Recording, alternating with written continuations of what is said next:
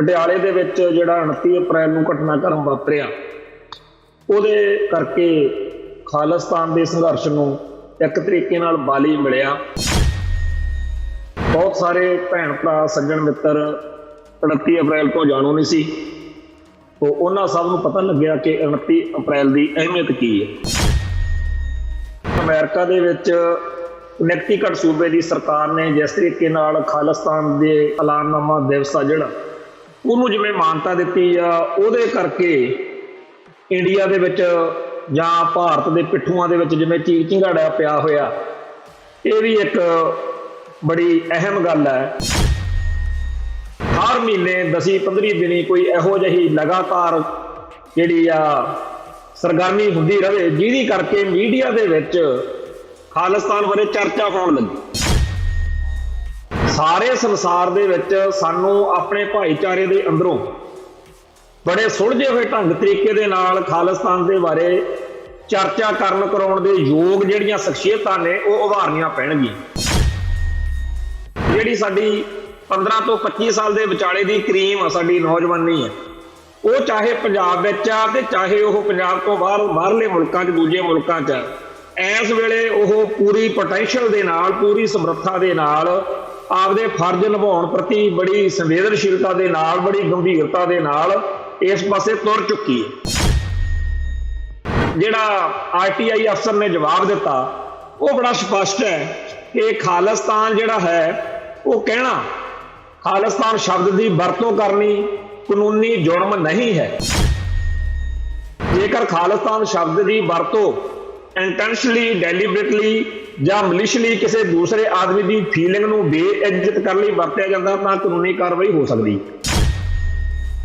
ਇਸ ਵੇਲੇ ਸਾਡੇ ਲਈ ਹਾਲਾਤ ਬਹੁਤ ਹੀ ਜ਼ਿਆਦਾ ਸਹੀ ਨੇ।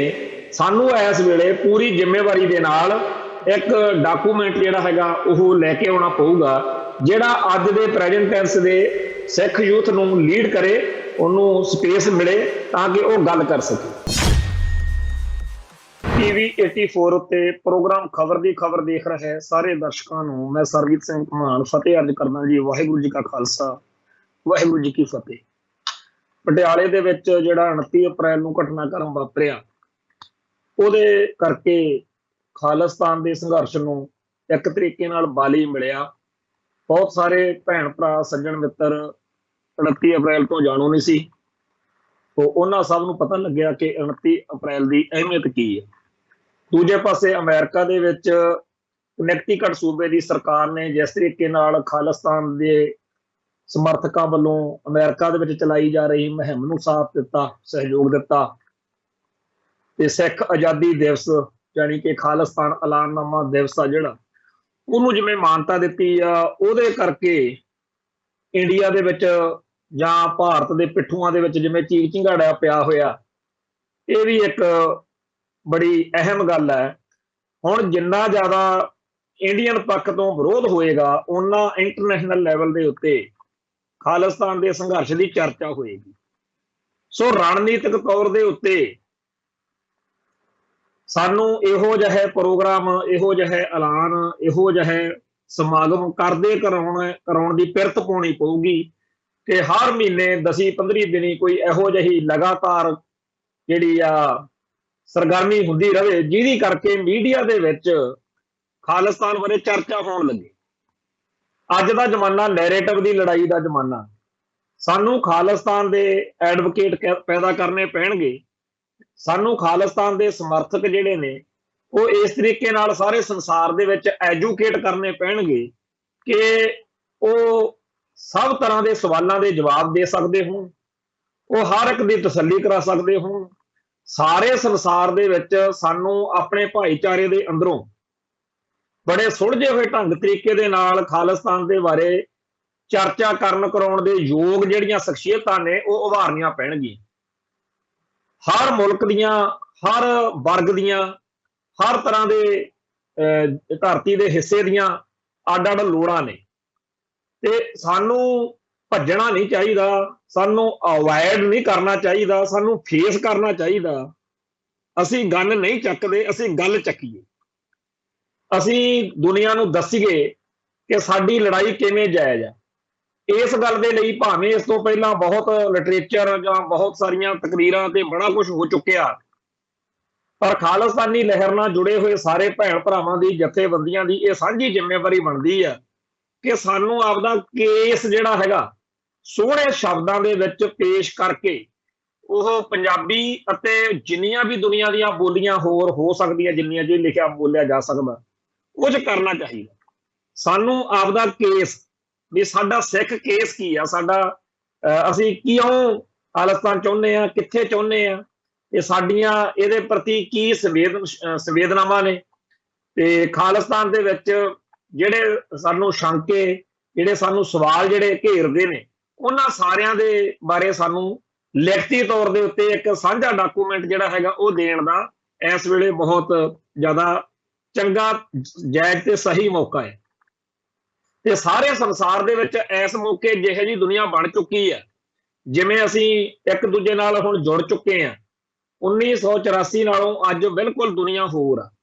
1984 ਮੌਕੇ ਜੋ ਵਾਪਰਿਆ, ਉਦੋਂ ਦੇ ਮਾਹੌਲ ਵਿੱਚ ਜਿਹੜੇ ਫੈਸਲੇ ਉਸ ਵੇਲੇ ਦੀ ਲੀਡਰਸ਼ਿਪ ਨੇ ਲਏ, ਖਾਲਸਾ ਪੰਥ ਨੇ ਲਏ, ਉਹ ਉਸ ਹਾਲਾਤ ਵਿੱਚ ਜਾਇਜ਼ ਸੀ। ਅੱਜ 1984 ਨਹੀਂ ਹੈ, ਅੱਜ 2022 ਹੈ। 2022 ਦੀ ਦੁਨੀਆ ਜਿਸ ਤਰ੍ਹਾਂ ਦੀ ਹੈ, ਕਿਧਰੇ ਯੂਕਰੇਨ ਦਾ ਰਸੀਆ ਨਾਲ ਪੰਗਾ, ਕਦੇ ਅਮਰੀਕਾ ਦਾ ਯੂਰਪ ਦੇ ਅੱਡ-ਅੱਡ ਮੁਲਕਾਂ ਦੇ ਨਾਲ ਸਹਿਚਾਰ, ਕਦੇ ਵਿਰੋਧ, ਹਿੱਤਾਂ ਦੀ ਲੜਾਈ, ਇੰਟਰਨੈਸ਼ਨਲ ਲੈਵਲ ਦੇ ਉੱਤੇ ਵਾਪਰ ਰਹੀਆਂ ਘਟਨਾਵਾਂ, ਇਹ ਸਾਰੇ ਕਾਸੇ ਦੇ ਵਿਚਾਲੇ ਸਾਨੂੰ ਆਪਦਾ ਕੇਸ ਜਿਹੜਾ ਹੈ ਉਹ ਹੁਣ ਪੁਖਤਾ ਢੰਗ ਤਰੀਕੇ ਨਾਲ ਪੇਸ਼ ਕਰਨ ਦਾ ਜਿਹੜਾ ਮੌਕਾ ਹੈ ਉਹਨੂੰ ਵਰਤਣਾ ਚਾਹੀਦਾ। ਕੋਈ ਆਸਟ੍ਰੇਲੀਆ ਦੇ ਵਿੱਚ ਬੈਠਾ ਸਾਡਾ ਭਰਾ ਹੋਵੇ, ਕੋਈ ਸਾਡੀ ਭੈਣ ਜਿਹੜੀ ਆ ਉਹ ਕਿਸੇ ਹੋਰ ਮੁਲਕ 'ਚ ਹੋਵੇ, ਹਰੇਕ ਦੇ ਕੋਲੇ ਇੱਕ ਸਾਂਝੀ ਰਾਏ, ਸਾਂਝਾ ਡਾਕੂਮੈਂਟ ਜਿਹੜਾ ਹੱਥ 'ਚ ਹੋਵੇ, ਜਿਹਦੇ ਆਧਾਰ ਦੇ ਉੱਤੇ ਉਹ ਆਪੋ ਆਪਣੇ ਢੰਗ ਤਰੀਕੇ ਨਾਲ ਉਹਦੀ ਵਿਆਖਿਆ ਕਰ ਸਕੇ। ਸਾਨੂੰ ਇੱਕ ਆਊਟਲਾਈਨ ਜਿਹੜੀ ਆ ਉਹ ਬਣਾ ਕੇ ਦੇਣੀ ਪਊਗੀ। ਕੀ ਸਾਡੇ ਭਾਈਚਾਰੇ ਦੇ ਵਿੱਚ ਕੁਝ ਇਹੋ ਜਿਹਾ ਹੋ ਸਕਦਾ ਕਿ ਕਿਸੇ ਮੁਲਕ ਦੇ ਵਿੱਚ ਸਾਂਝੇ ਤੌਰ ਦੇ ਉੱਤੇ ਕੋਈ ਅਸੀਂ ਇਸ ਮਸਲੇ ਦੇ ਉੱਤੇ ਵੱਡੀ ਕਨਵੈਨਸ਼ਨ ਜਿਹੜੀ ਆ ਸੱਦ ਸਕੀਏ? ਭਾਰਤ ਵਿੱਚ ਜੋ ਸਰਗਰਮੀਆਂ ਇੱਥੋਂ ਦੀਆਂ ਧਿਰਾਂ, ਇੱਥੋਂ ਦੀਆਂ ਸ਼ਖਸੀਅਤਾਂ ਖਾਲਿਸਤਾਨ ਪੱਖੀ ਕਰ ਰਹੀਆਂ ਨੇ, ਇਹ ਇੱਕ ਆਪਣੀ ਤੌਰ ਤੇ ਗੱਲ ਆ। ਜੇ ਕੋਈ ਇੱਥੋਂ ਨੁਮਾਇੰਦਾ ਚਲੇ ਜਾਵੇ ਉਹਨਾਂ ਪ੍ਰੋਗਰਾਮਾਂ 'ਚ ਵੱਖਰੀ ਗੱਲ, ਪਰ ਕੋਈ ਇਹੋ ਜਿਹੀ ਧਰਤੀ, ਕੋਈ ਇਹੋ ਜਿਹਾ ਮੁਲਕ ਜਿੱਥੇ ਸੈਮੀਨਾਰ, ਕਨਵੈਨਸ਼ਨ, ਕਾਨਫਰੰਸ ਕਰਕੇ ਕੋਈ ਸਾਂਝੀ ਰਾਏ ਕੱਢੀ ਜਾਵੇ ਕਿ ਅਸੀਂ ਆਪੋ ਆਪਣੇ ਢੰਗ ਤਰੀਕਿਆਂ ਨਾਲ ਵਿਚਰਦੇ, ਅੱਡ-ਅੱਡ ਮੁਲਕਾਂ ਦੇ ਹਿਸਾਬ ਨਾਲ ਵਿਚਰਦੇ ਲੋਕ ਜ਼ਰੂਰ ਆ, ਪਰ ਇੱਥੇ ਅਸੀਂ ਆਹ ਗੱਲਾਂ ਦੇ ਬਾਰੇ ਅਸੀਂ ਸਾਂਝੀ ਰਾਏ ਰੱਖਦੇ ਹਾਂ।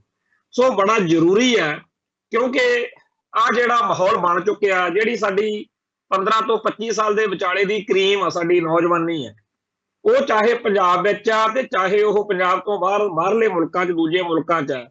ਇਸ ਵੇਲੇ ਉਹ ਪੂਰੀ ਪੋਟੈਂਸ਼ੀਅਲ ਦੇ ਨਾਲ, ਪੂਰੀ ਸਮਰੱਥਾ ਦੇ ਨਾਲ, ਆਪਦੇ ਫਰਜ਼ ਨਿਭਾਉਣ ਪ੍ਰਤੀ ਬੜੀ ਸੰਵੇਦਨਸ਼ੀਲਤਾ ਦੇ ਨਾਲ, ਬੜੀ ਗੰਭੀਰਤਾ ਦੇ ਨਾਲ ਇਸ ਪਾਸੇ ਤੁਰ ਚੁੱਕੀ ਹੈ।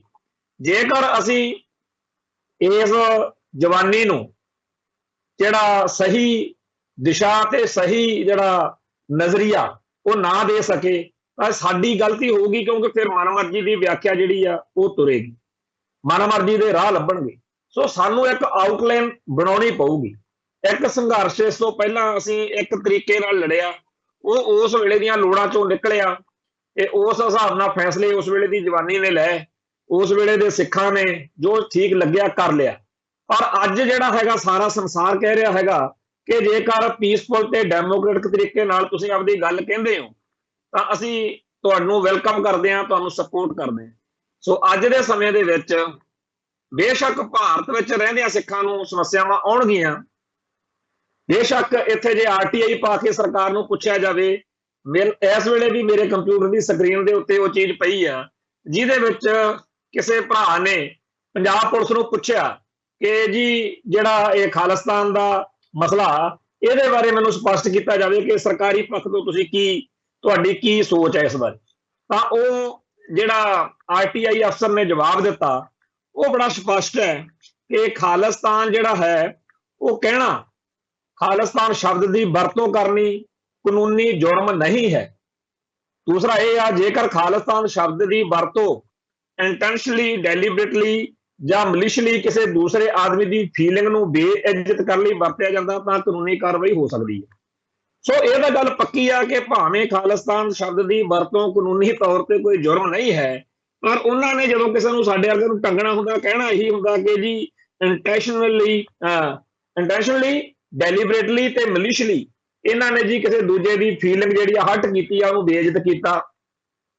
ਸੋ ਇਹ ਗੱਲਾਂ ਤਾਂ ਆਪਦੀ ਥਾਂ ਤੇ ਚੱਲਦੀਆਂ ਰਹਿਣਗੀਆਂ।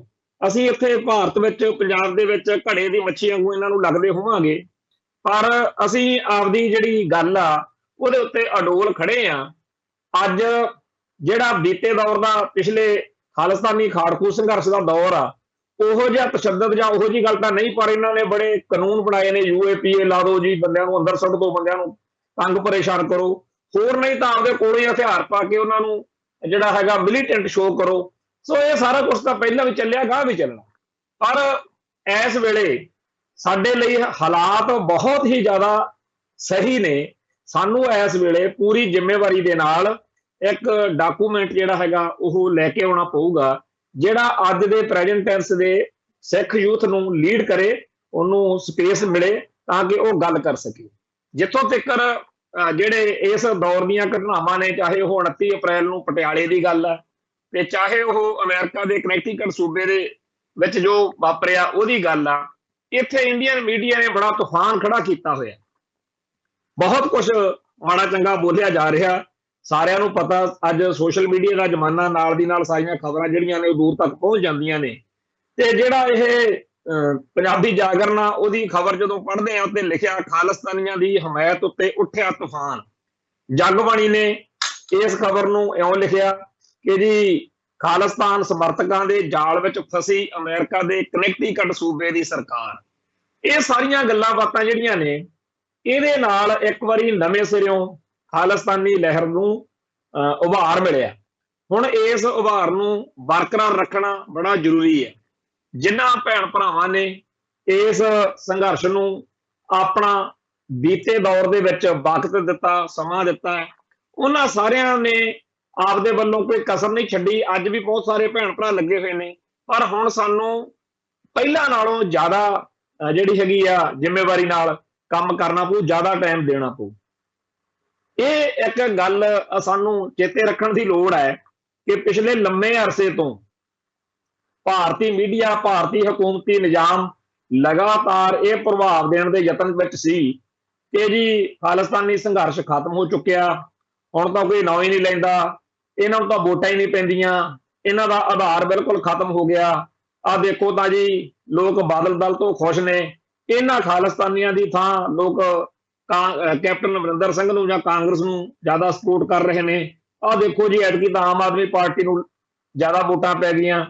ਇਹ ਗੱਲਾਂ ਦੱਸ ਕੇ ਜਾਂ ਹੋਰ ਬੜੇ ਢੰਗ ਤਰੀਕੇ ਵਰਤ ਕੇ ਲੋਕਾਂ ਦੇ ਦਿਲ ਦਿਮਾਗ ਵਿੱਚ ਇਹ ਤੱਥ ਸਥਾਪਿਤ ਕਰਨ ਦੀ ਬੜੀ ਮਿਹਨਤ ਕੀਤੀ ਗਈ ਕਿ ਖਾਲਿਸਤਾਨੀ ਲਹਿਰ ਜਿਹੜੀ ਆ ਉਹ ਮੁਕੰਮਲ ਤੌਰ ਤੇ ਬਸ ਉਹਦਾ ਤਾਂ ਵਜੂਦ ਹੀ ਨਹੀਂ ਜੀ ਕੋਈ।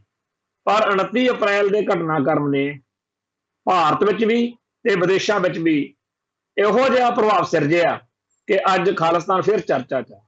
ਜਿਹੜੀ ਗੱਲ ਮੈਂ ਪਹਿਲਾਂ ਆਖੀ ਮੈਂ ਫੇਰ ਕਵਾਂ ਕਿ ਜੇਕਰ ਮਹੀਨੇ ਦੇ ਵਿੱਚ 25 ਕੁ ਦਿਨ ਇਸ ਤਰੀਕੇ ਨਾਲ ਚਰਚਾ ਵਿੱਚ ਇਹ ਸ਼ਬਦ ਰਵੇ ਤਾਂ ਆਟੋਮੈਟਿਕਲੀ ਇਹ ਚੀਜ਼ ਦੇ ਪ੍ਰਤੀ ਲੋਕਾਂ ਦੀ ਭਾਵਨਾ ਵਧੇਗੀ। ਲੋਕ ਇਹਨੂੰ ਜਾਣਨਾ ਚਾਹਣਗੇ, ਸਮਝਣਾ ਚਾਹਣਗੇ। ਜਿਵੇਂ ਕਿ ਬੀਤੇ ਦੌਰ ਦੇ ਵਿੱਚ ਸਵਾਲ ਉਠਾਏ ਗਏ, ਸਵਾਲਾਂ ਦੇ ਜਵਾਬ ਦਿੱਤੇ ਗਏ, ਆਉਣੇ ਚਾਹੀਦੇ ਆ ਸਵਾਲ, ਸਾਨੂੰ ਭੱਜਣਾ ਨਹੀਂ ਚਾਹੀਦਾ। ਇੱਕ ਸੱਜਣ ਨੇ ਇੱਕ ਵਾਰ ਕਿਹਾ ਕਿ ਖਾਲਿਸਤਾਨ ਵਿੱਚ ਹਿੰਦੂਆਂ ਦਾ ਕੀ ਬਣੂਗਾ। ਹਿੰਦੂਆਂ ਦਾ ਕੀ ਬਣਨਾ? ਜਿਹੜੇ ਪੰਜਾਬ ਦੇ ਵਿੱਚ ਵਸਦਾ ਹਿੰਦੂ ਆ, ਜਿਹੜਾ ਪੰਜਾਬ ਨਾਲ ਪਿਆਰ ਕਰਦਾ, ਪੰਜਾਬ ਦੀ ਬੋਲੀ ਨਾਲ, ਪੰਜਾਬ ਦੇ ਲੋਕਾਂ ਨਾਲ ਜੁੜਿਆ ਹੋਇਆ, ਉਹ ਇਕੱਲਾ ਹਿੰਦੂ ਹੀ ਕਿਉਂ, ਹਰ ਇੱਕ ਗੈਰ ਸਿੱਖ। ਇਹ ਕੋਈ ਇਹੋ ਜਿਹਾ ਮੁਲਕ ਤਾਂ ਬਣ ਨਹੀਂ ਜਾ ਰਿਹਾ ਵੀ ਇਕੱਲੇ ਸਿੱਖਾਂ ਨੇ ਇੱਥੇ ਰਹਿਣਾ। ਜਿਵੇਂ ਦੁਨੀਆ ਦੇ ਵਿੱਚ ਹਰ ਮੁਲਕ ਦੇ ਵਿੱਚ ਹਰ ਤਰ੍ਹਾਂ ਦੇ ਲੋਕ ਹੁੰਦੇ ਆ, ਉਵੇਂ ਇੱਥੇ ਰਹਿਣਗੇ। ਹਾਂ, ਜਿਨ੍ਹਾਂ ਲੋਕਾਂ ਨੂੰ ਆਪਦੇ ਹਿੱਤ ਜਿਹੜੇ ਨੇ ਉਹ ਭਾਰਤ ਵਿੱਚ ਜ਼ਿਆਦਾ ਸੁਰੱਖਿਅਤ ਲੱਗਦੇ ਹੋਣ, ਉਹਨਾਂ ਨੂੰ ਅਸੀਂ ਨਹੀਂ ਰੋਕਾਂਗੇ, ਬੇਸ਼ੱਕ ਉਹ ਸਿੱਖ ਵੀ ਹੋਣ। ਹਰ ਇੱਕ ਨੂੰ ਹੱਕ ਆ ਕਿ ਆਪਦੀ ਮਰਜ਼ੀ ਦੀ ਧਰਤੀ ਚੁਣੇ। ਪਰ ਪੰਜਾਬ ਦੇ ਵਿੱਚ, ਭਾਰਤ ਵਿੱਚ ਜਿਹੜਾ ਇਸ ਵੇਲੇ ਹਾਲਾਤ ਨੇ, ਉਹਨੂੰ ਦੇਖਦੇ ਹੋਏ ਅਸੀਂ ਜਾਣਦੇ ਹਾਂ ਕਿ ਪੰਜਾਬੀ ਹਿੰਦੂ ਜਿਹੜਾ ਹੈ ਉਹਦੀ ਐਵੇਂ ਚਿੰਤਾ ਕਰ ਕਰਕੇ ਜਿਹੜੇ ਪੰਜਾਬ ਤੋਂ ਬਾਹਰਲੇ ਹਰਿਆਣੇ, ਹਿਮਾਚਲ ਜਾਂ ਦੂਜੇ ਥਾਵਾਂ ਦੇ ਲੋਕ ਨੇ ਆਪਦੇ ਨੰਬਰ ਜੇ ਬਣਾ ਰਹੇ ਨੇ। ਪਰ ਜਦੋਂ ਐਲਾਨ ਹੋ ਗਿਆ कि जी इस खिते का नौ खालिस्तान होएगा, आ इहदी बाउंड्री होएगी, उस मौके कोई नहीं चाहेगा कि ਅਸੀਂ ਜਾਣਾ, क्योंकि उन्होंने पता है कि ਜਦੋਂ ਜਦੋਂ ਵੀ ਖਾਲਸੇ ਦਾ ਰਾਜ ਹੋਇਆ, ਜਦੋਂ ਜਦੋਂ ਵੀ ਜਿਹੜਾ ਰਾਜ ਦਾ ਸਿੱਖ ਸੰਕਲਪ ਆ ਉਹ ਜਦੋਂ ਲਾਗੂ ਹੋਇਆ, ਚਾਹੇ ਉਹ ਬਾਬਾ ਬੰਦਾ ਸਿੰਘ ਜੀ ਬਹਾਦਰ ਮੌਕੇ ਹੋਇਆ, ਚਾਹੇ ਉਹ 6 ਜਦੋਂ ਸਿੱਖਾਂ ਦੀਆਂ ਰਿਆਸਤਾਂ ਦਾ ਰਾਜ ਸੀ, ਚਾਹੇ ਉਹ ਮਹਾਰਾਜਾ ਰਣਜੀਤ ਸਿੰਘ ਵੇਲੇ ਦਾ ਦੌਰ ਆ, ਬਈ ਹਰ ਦੌਰ ਦੇ ਵਿੱਚ ਦੂਜਿਆਂ ਧਰਮਾਂ ਦੇ ਲੋਕਾਂ ਦੇ ਹਿੱਤਾਂ ਦੀ ਰਾਖੀ ਸਭ ਤੋਂ ਵਧੀਆ ਤਰੀਕੇ ਨਾਲ ਜੇ ਕਿਸੇ ਰਾਜ ਪ੍ਰਬੰਧ ਵਿੱਚ ਹੋਈ ਆ ਤਾਂ ਉਹ ਖਾਲਸੇ ਦੇ ਰਾਜ ਪ੍ਰਬੰਧ ਵਿੱਚ ਹੋਈ। ਸੋ ਕਿਹੜਾ ਚਾਹੇਗਾ ਕਿ ਅਸੀਂ ਦੂਜੇ ਸਿਸਟਮ ਵਿੱਚ ਜਾਈਏ? ਆ ਜਿਹੜਾ ਮੌਜੂਦਾ ਭਾਰਤੀ ਹਕੂਮਤੀ ਸਿਸਟਮ ਆ, ਇਹਦੇ ਵਿੱਚ ਤਾਂ ਇੱਕੋ ਹੀ ਚੀਕ ਚਿਹਾੜਾ ਸੁਣਦਾ ਕਿ ਹਰ ਘੱਟ ਗਿਣਤੀ ਜਿਹੜੀ ਆ ਉਹ ਤਾਂ ਦੁਖੀ ਹੈ ਹੀ ਹੈ, ਪਰ ਸਭ ਤੋਂ ਵੱਧ ਲੇਰਾਂ ਜਿਹੜੀਆਂ ਨੇ ਉਹ ਇਸ ਗੱਲ ਤੇ ਪੈ ਰਹੀਆਂ ਨੇ ਕਿ ਹਿੰਦੂ ਖਤਰੇ 'ਚ। ਮੁਲਕ ਦਾ ਪ੍ਰਧਾਨ ਮੰਤਰੀ ਹਿੰਦੂ, ਫੌਜਾਂ ਦੇ ਜਰਨੈਲ ਹਿੰਦੂ, ਸਾਰੀਆਂ ਅਹਿਮ ਸੀਟਾਂ ਉੱਤੇ ਹਿੰਦੂ, ਰੱਖਿਆ ਮੰਤਰੀ ਹਿੰਦੂ, ਗ੍ਰਹਿ ਮੰਤਰੀ ਹਿੰਦੂ, ਜਿਹੜਾ ਹੋਰ ਕੋਈ ਵੀ ਅਹੁਦਾ ਹੋਵੇ ਉਹ ਹਿੰਦੂ ਦੀ ਮਰਜ਼ੀ ਨਾਲ ਮਿਲਦਾ। ਮੁਲਕ ਦੇ ਜਿਹੜੇ ਮੁੱਖ ਮੰਤਰੀ ਨੇ ਬਹੁਤ ਸਾਰੇ ਸੂਬਿਆਂ ਦੇ 99% ਉਹ ਹਿੰਦੂ ਹੀ ਨੇ, ਤੇ ਮੁਲਕ ਦੇ ਸਾਰੇ ਸਿਸਟਮ ਦੇ ਵਿੱਚ 99% ਜਿਹੜਾ ਹੈਗਾ ਹਿੰਦੂ ਕਾਬਜ ਆ। ਜਿਹੜਾ 1% ਫੇਰ ਵੀ ਕਿਸੇ ਗੈਰ ਹਿੰਦੂ ਨੂੰ ਆਪਾਂ ਦੇਖਿਆ ਜਾਵੇ ਤਾਂ ਉਹ ਹਿੰਦੂ ਦੀ ਜਿਹੜੀ ਬੋਲੀ ਬੋਲਣ ਵਾਲਾ, ਉਹ ਜਿੱਥੇ ਇਸ ਤਰ੍ਹਾਂ ਦਾ ਮਾਹੌਲ ਹੋਣ ਦੇ ਬਾਵਜੂਦ ਇਹ ਗੱਲ ਕਹੀ ਜਾ ਰਹੀ ਹੋਵੇ ਕਿ ਹਿੰਦੂ ਖਤਰੇ 'ਚ ਆ, ਉਹਦੇ ਉਲਟ ਇੱਕ ਬਰਾਬਰ ਬਿਲਕੁਲ ਪੈਰਲਲ ਸਿਸਟਮ ਆ ਰਿਹਾ ਹੋਵੇ ਖਾਲਸਾਈ ਰਾਜ ਪ੍ਰਬੰਧ, ਜਿੱਥੇ ਇਸ ਗੱਲ ਦੀ ਗਾਰੰਟੀ ਬੰਦਾ ਗੈਰ ਸਿੱਖ ਵੀ ਦੇ ਸਕਦਾ ਹੋਵੇ ਕਿ ਇਹ ਜਿਹੜੇ ਲੋਕ ਨੇ ਜੇ ਇਹਨਾਂ ਦੇ ਹੱਥ 'ਚ ਤਾਕਤ ਹੈ ਤਾਂ ਇਹਦਾ ਮਤਲਬ ਹੈਗਾ ਕਿ ਸਰਬੱਤ ਦਾ ਭਲਾ। ਇਹ ਉਹ ਲੋਕ ਨੇ ਜਿਹੜੇ ਆਪ ਦਾ ਨੁਕਸਾਨ ਕਰਾ ਕੇ ਵੀ ਦੂਜੇ ਨਾਗਰਿਕਾਂ ਨੂੰ, ਮੁਲਕ ਦਿਆਂ ਨੂੰ ਪੂਰੇ ਦਾ ਪੂਰਾ ਇਨਸਾਫ ਦਿੰਦੇ ਆ, ਉਹਨਾਂ ਦਾ ਪਿਆਰ ਸਤਿਕਾਰ, ਉਹਨਾਂ ਦਾ ਜਿਹੜਾ ਅਦਬ ਆ ਉਹ ਬਹਾਲ ਰੱਖਦੇ। ਸੋ ਜਿਹੜੀ ਗੱਲ ਹਿੰਦੂ ਭਾਈਚਾਰੇ ਦੇ ਬਾਰੇ ਕਹੀ ਜਾ ਰਹੀ ਆ ਕਿ ਹਿੰਦੂ ਦਾ ਕੀ ਬਣੂ, ਇਹ ਗੱਲ ਕੋਈ ਅਰਥ ਨਹੀਂ ਰੱਖਦੀ। ਮੈਨੂੰ ਯਾਦ ਆ ਇੱਕ ਵਾਰੀ ਦਿੱਲੀ ਦੇ ਵਿੱਚ ਕਸ਼ਮੀਰੀ ਭਾਈਚਾਰੇ ਵੱਲੋਂ ਇੱਕ ਜੰਮੂ ਕਸ਼ਮੀਰ ਦੇ ਜਿਹੜੇ ਲੀਡਰ ਸੀ ਉਹਨਾਂ ਨੇ ਇੱਕ ਸੈਮੀਨਾਰ ਕੀਤਾ, ਉੱਥੇ ਬੜੀ ਵੱਡੀ ਗਿਣਤੀ ਵਿੱਚ ਕਸ਼ਮੀਰੀ ਪੰਡਤਾਂ ਨੇ ਹੋ ਹੱਲਾ ਮਚਾਇਆ। ਆਜ਼ਾਦੀ ਦਾ ਓਨਲੀ ਵੇ ਉਹਦਾ ਨਾਂ ਸੀ।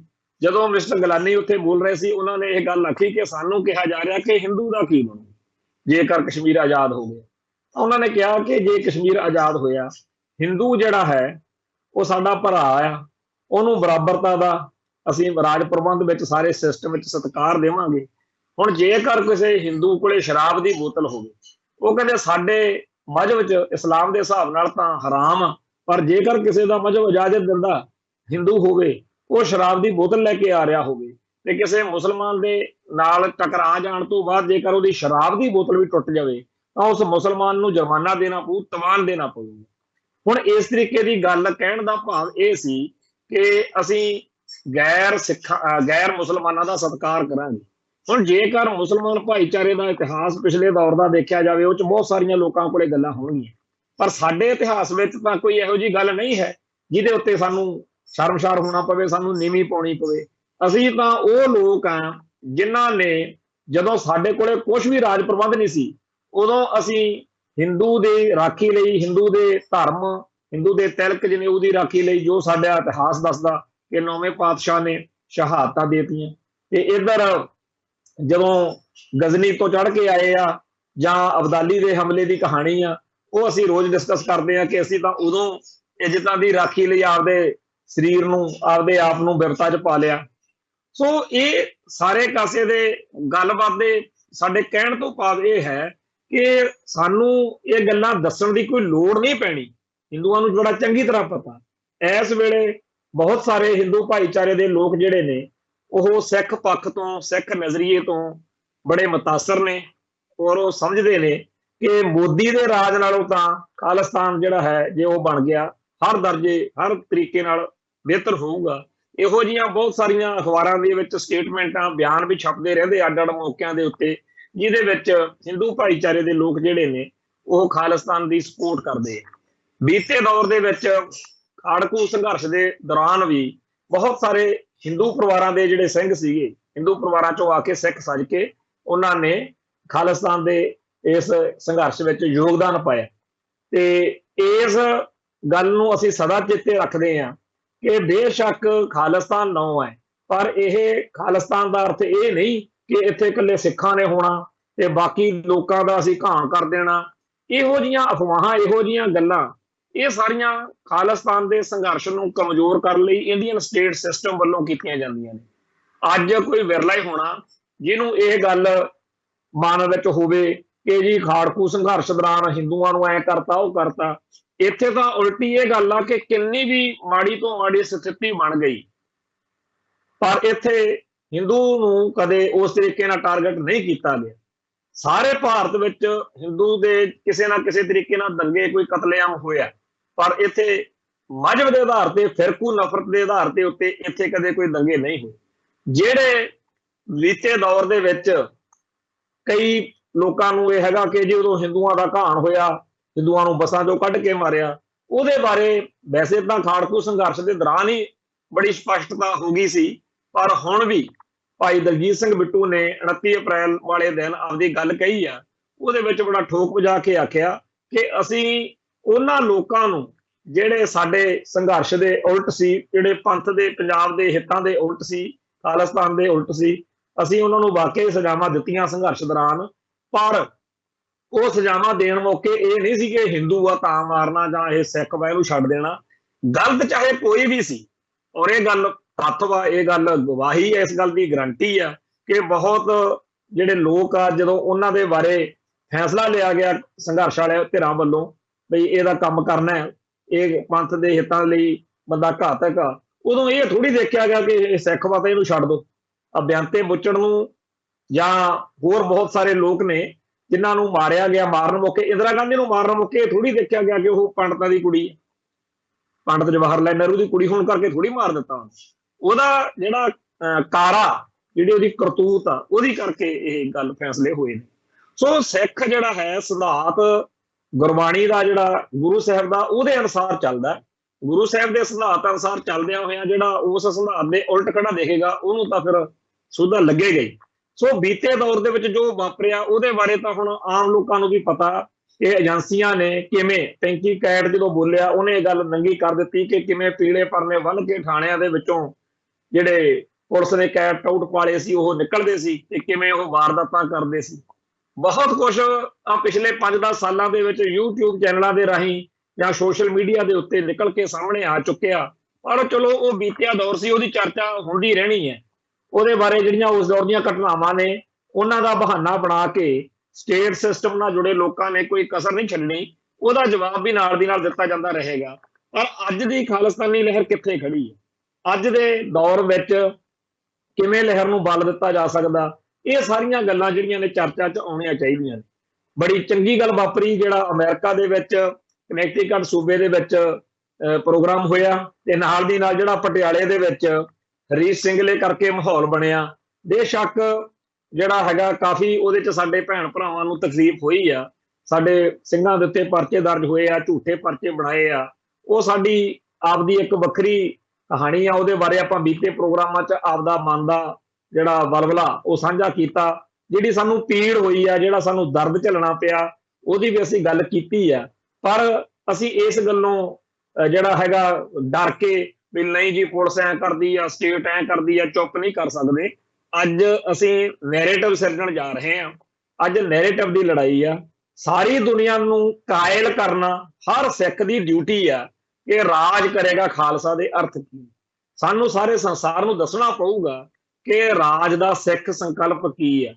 ਔਰ ਸਾਡੇ ਕੋਲ ਬਹੁਤ ਸਾਰੀਆਂ ਇਹੋ ਜਿਹੀਆਂ ਕਿਤਾਬਾਂ ਨੇ ਜਿਹਦੇ ਵਿੱਚ ਡਾਕਟਰ ਜਸਪਾਲ ਸਿੰਘ ਢਿੱਲੋਂ, ਮਾਫ ਕਰਨਾ, ਜਸਪਾਲ ਸਿੰਘ ਜਿਹੜੇ VC ਹੁੰਦੇ ਸੀਗੇ ਪਟਿਆਲਾ ਯੂਨੀਵਰਸਿਟੀ ਵਿੱਚ, ਉਹਨਾਂ ਦੀ ਕਿਤਾਬ ਰਾਜ ਦਾ ਸਿੱਖ ਸੰਕਲਪ, ਜਾਂ ਡਾਕਟਰ ਸੁਖਦਿਆਲ ਸਿੰਘ ਦੀ ਕਿਤਾਬ ਆ ਅਕਾਲ ਤਖਤ ਸਾਹਿਬ।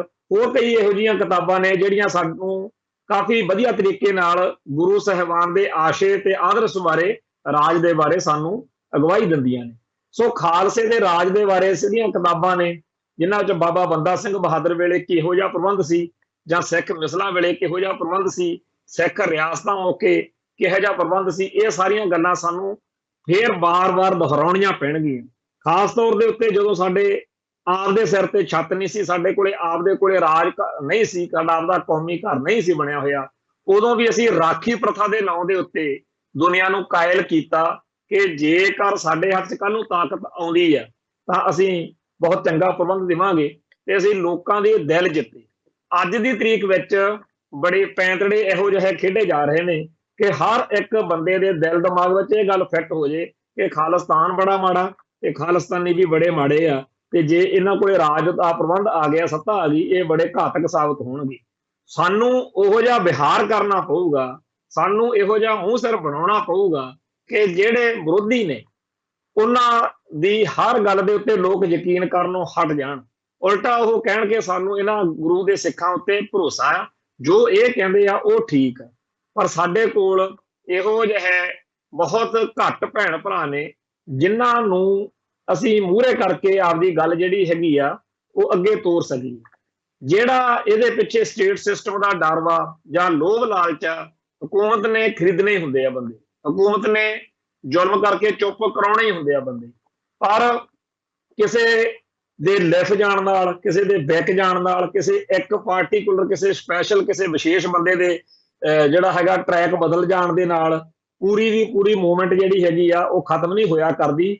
ਬੀਤੇ ਦੌਰ ਦੇ ਵਿੱਚ ਬੇਅੰਤ ਸਿੰਘ ਸ਼ਹੀਦੀਆਂ ਪਾ ਗਏ, ਕੀ ਫੇਰ ਲਹਿਰ ਖਤਮ ਹੋ ਗਈ? ਬੀਤੇ ਦੌਰ ਦੇ ਵਿੱਚ ਬਹੁਤ ਸਾਰੇ ਬੰਦੇ ਫੜ ਕੇ ਜੇਲ੍ਹਾਂ 'ਚ ਤੁੰਨ ਦਿੱਤੇ ਗਏ, ਕੀ ਲਹਿਰ ਖਤਮ ਹੋ ਗਈ?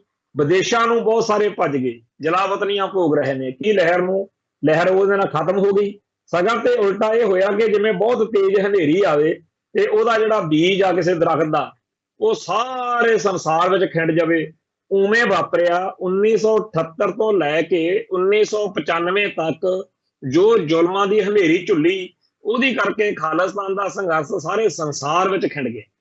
ਸੋ ਸਾਰੇ ਹੁਣ ਕੋਈ ਦੁਨੀਆ ਦਾ ਇਹੋ ਜਿਹਾ ਮੁਲਕ ਨਹੀਂ ਹੋਣਾ ਜਿੱਥੇ ਕੋਈ ਨਾ ਕੋਈ ਖਾਲਿਸਤਾਨੀ ਸੋਚ ਵਾਲਾ ਜਿਹੜਾ ਭਰਾ ਸਾਡਾ ਉਹ ਸਰਗਰਮ ਨਾ ਹੋਵੇ।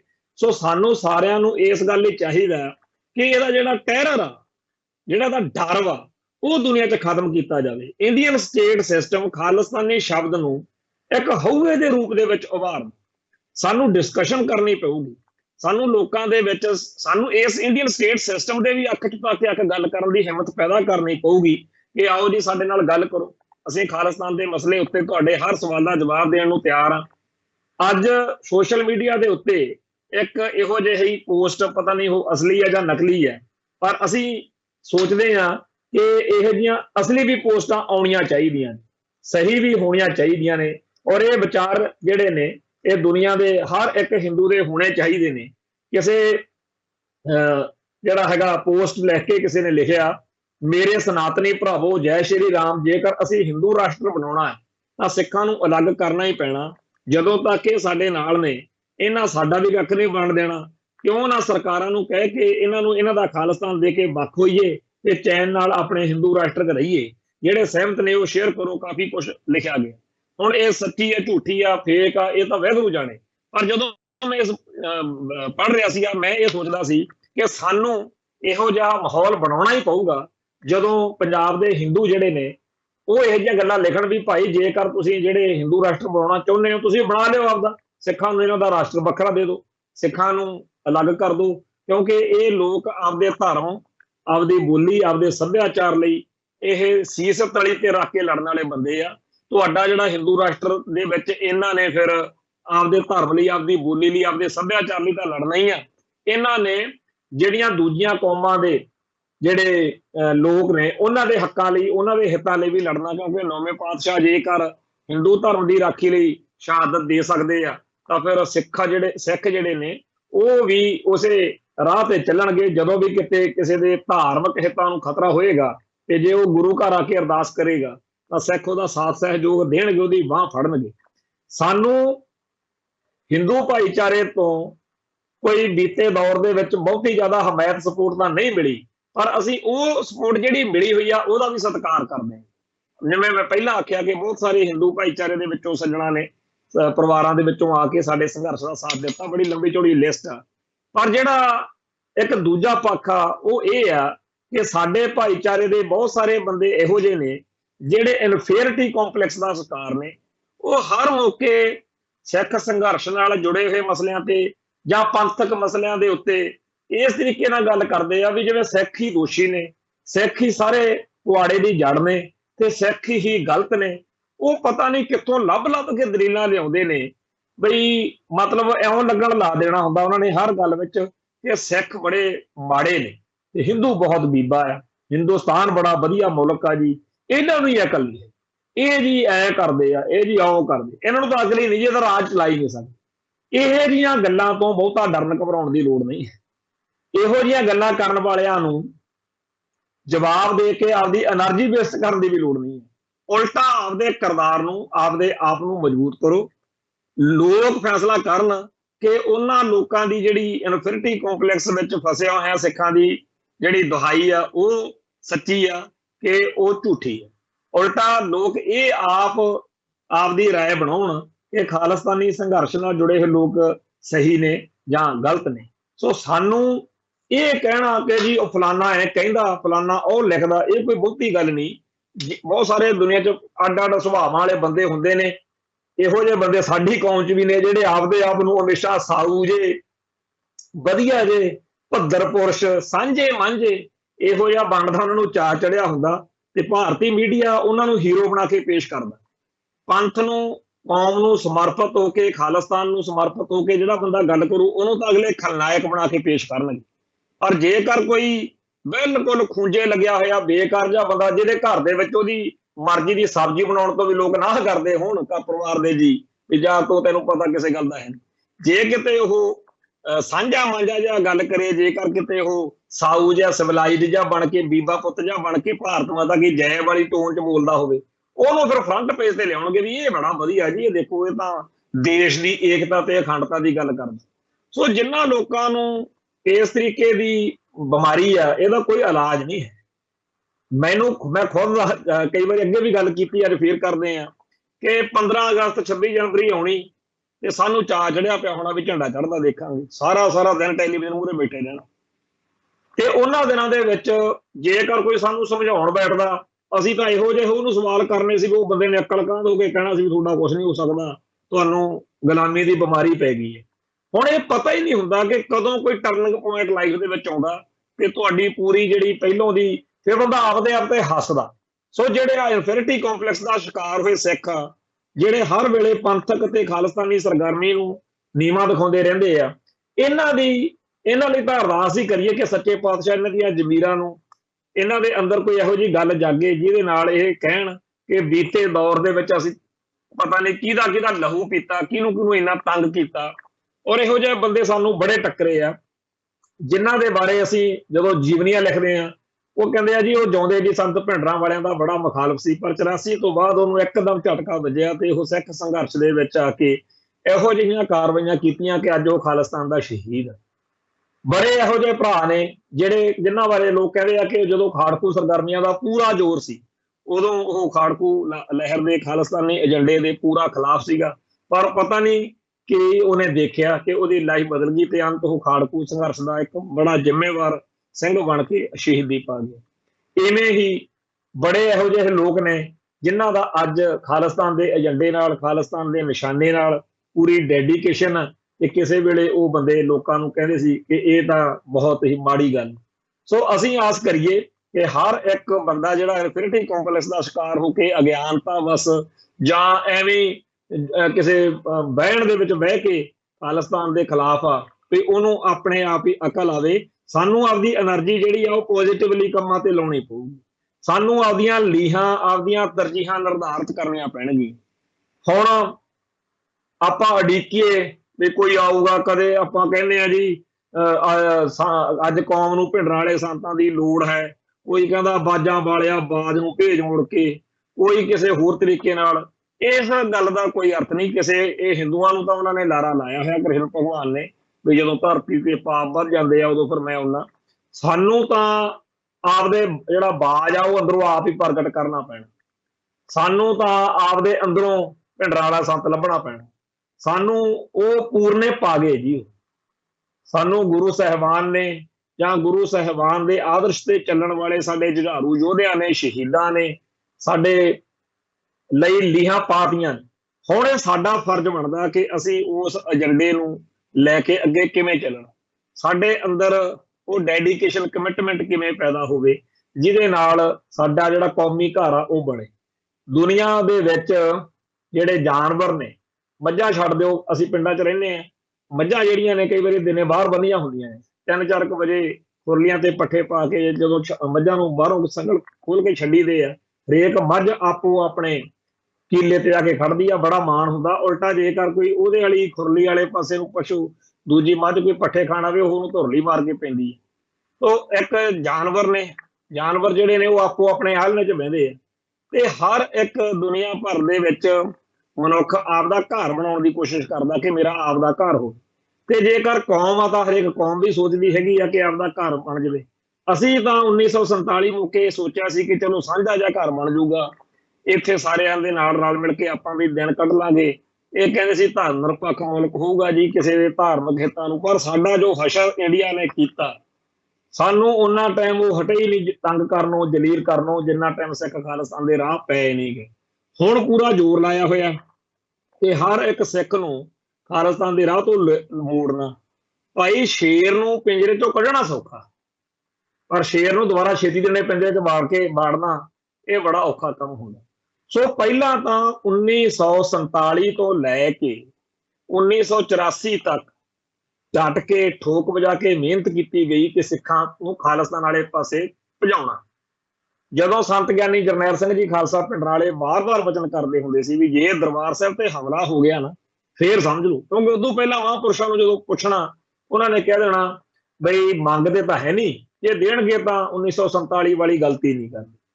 ਉਹਨਾਂ ਨੇ ਬਹੁਤ ਸਲੀਕੇ ਨਾਲ, ਬੜੇ ਤਰੀਕੇ ਨਾਲ ਆਪਦੀ ਸਟੇਟਮੈਂਟ ਦਿੱਤੀ ਖਾਲਿਸਤਾਨ ਦੇ ਮਸਲੇ ਤੇ। ਪਰ ਇੱਕ ਗੱਲ ਉਹ ਵਾਰ-ਵਾਰ ਕਹਿੰਦੇ ਰਹੇ ਜਦੋਂ ਹਮਲੇ ਦੀ ਗੱਲ ਆ ਗਈ ਵੀ ਮੱਕਿਓਂ ਪਰਾਂ ਫਿਰ ਮੁਸਲਮਾਨ ਲਈ ਆਜ਼ਾਦ, ਜੇ ਦਰਬਾਰ ਸਾਹਿਬ ਤੇ ਹਮਲਾ ਹੋ ਗਿਆ ਫਿਰ ਖਾਲਿਸਤਾਨ ਦੀ ਨਹੀਂ ਰੱਖੀ ਜਾਊਗੀ। ਅੰਤ ਉਹੀ ਭਾਣਾ ਵਾਪਰਿਆ, ਹਮਲਾ ਕਰਤਾ, ਕਿਉਂਕਿ ਉਹਨਾਂ ਨੇ ਕਿਹਾ ਕਿ ਅਸੀਂ ਤਾਂ ਜੀ ਹਮਲਾ ਕਰਨਾ ਹੀ ਕਰਨਾ।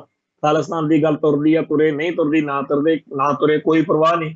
ਉਹਦੇ 'ਚ ਇੰਦਰਾ ਵੀ ਗਈ, ਬੈਦਿਆ ਵੀ ਗਿਆ, ਬਿਆੰਤਾ ਵੀ ਗਿਆ, ਹੋਰ ਬੜੀਆਂ ਜਾਨਾਂ ਗਈਆਂ, ਸਾਡਾ ਵੀ ਬਹੁਤ ਭਾਈਚਾਰੇ ਦਾ ਹੋਇਆ।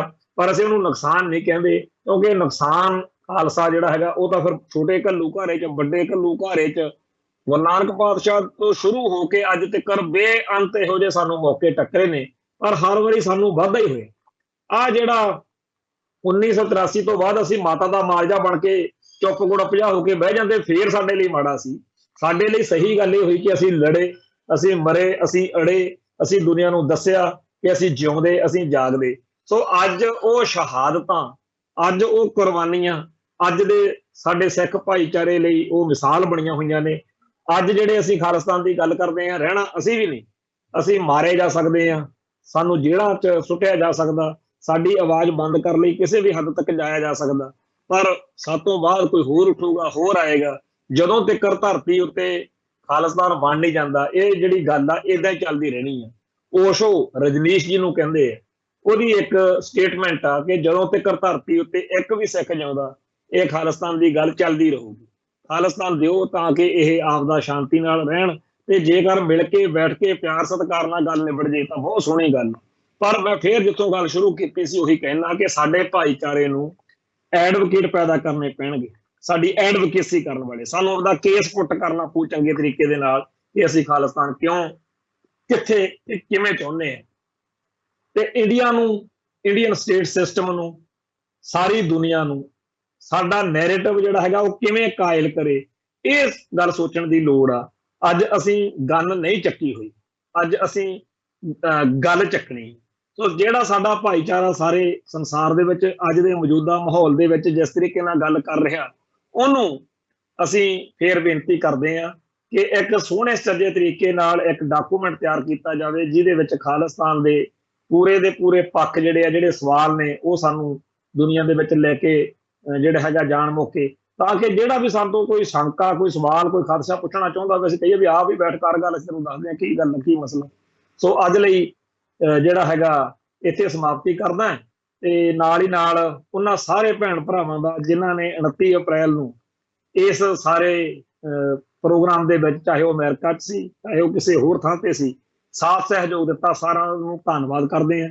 ਸਾਡੇ ਕੌਮੀ ਘਰ ਦੀ ਜਿਹੜੀ ਹੈਗੀ ਆ ਜਲਦੀ ਤੋਂ ਜਲਦੀ ਸਥਾਪਨਾ ਹੋਵੇ, ਸਿਰਜਣਾ ਹੋਵੇ। को किसी को राज ना दे हैं, जो ले हैं निज बल से ले हैं। दिल्ली तख्त पर बहेगी आप गुरु की फौज, छतर चलेंगे शीश पर, बड़ी करेंगे मौज। इन्ना बोला देना समाप्ति करदा जी। ਫਤਿਹ ਅਰਜਾ ਜੀ, ਨਾਨਕ ਨਾਮ ਚੜ੍ਹਦੀ ਕਲਾ, ਤੇਰੇ ਭਾਣੇ ਸਰਬੱਤ ਦਾ ਭਲਾ।